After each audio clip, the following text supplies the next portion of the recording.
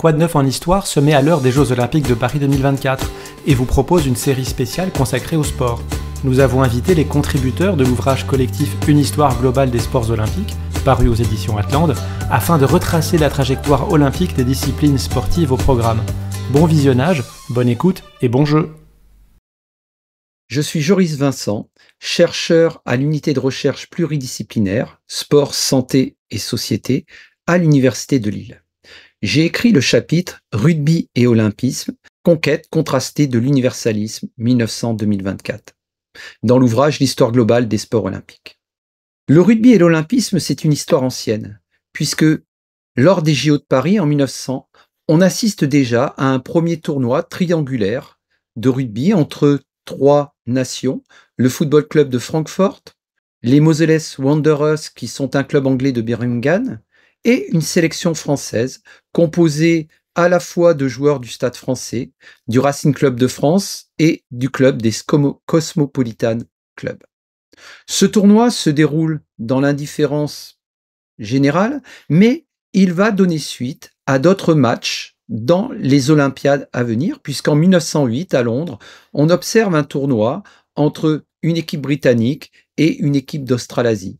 Et à Anvers, en 1920, on aura un tournoi à Anvers, mais le rugby sera considéré comme un sport facultatif et il va opposer quatre nations, la Tchécoslovaquie, les États-Unis, la Roumanie et une sélection française sous la bannière de l'Union des sociétés françaises de sport athlétique. Mais la date la plus importante de la présence du rugby à 15 dans l'olympisme, ce sont les Jeux Olympiques de Paris en 1924 qui vont créer une véritable rupture. Lors de ce tournoi triangulaire, on a trois nations, la Roumanie, les États-Unis et la France. Et c'est le dernier match entre la France et les États-Unis qui va mettre fin à la première aventure olympique du rugby. En effet, ce match va être le lieu de ce qui se fait de mieux sans armes et sans revolver, peuvent le dire les journalistes de l'époque. En plus, il génère des débordements dans les tribunes. Si bien que tout à la fois les dirigeants de l'International Rugby Board comme les dirigeants olympiques vont décider de supprimer le rugby du programme olympique. Durant des décennies, les dirigeants internationaux du rugby vont chercher à réintégrer le programme olympique, mais sans que cette tentative soit couronnée de succès. Il faudra attendre la fin du XXe siècle et début du XXe siècle, avec en particulier une personne particulière du monde du rugby, Bernard Lapassée, pour que le rugby puisse espérer à nouveau intégrer le programme olympique.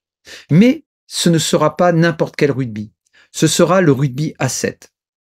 Et donc, sous l'influence de Bernard Lapassée, le rugby va intégrer le programme olympique par décision prise par le CIO en 2009. Et en 2016, aux Jeux Olympiques de Rio, va être organisé le premier tournoi olympique de rugby à 7 du XXIe siècle. Pourquoi le rugby à 7 ? Eh bien, le rugby à 7 est une pratique universelle qui s'adresse à tous les continents et on peut voir des équipes comme les Fidji, comme le Kenya, qui vont venir concurrencer les nations fortes de rugby à 15 traditionnelles, mais aussi c'est un rugby qui s'adresse tout à la fois aux hommes et aux femmes. C'est un rugby qui est télégénique et qui peut s'organiser sous un format de 2 à 3 jours, contrairement au tournoi et à la Coupe du monde de rugby à 15 qui s'étale sur plusieurs semaines. Et enfin, c'est une pratique avec des règles simples et qui est un jeu aéré et spectaculaire et qui répond à l'idéal et aux idéaux de l'olympisme. Et donc, en 2016, à l'issue de ce premier tournoi olympique masculin et féminin, qui voit les Fidji vainqueurs chez les hommes et les Australiennes vainqueurs chez les filles, eh bien, ce premier tournoi va permettre une intégration progressive et durable du rugby à 7 dans le programme olympique. Il va être à l'origine d'une nouvelle institution, puisque l'International Rugby Board va devenir World Rugby pour répondre aux conditions d'universalité.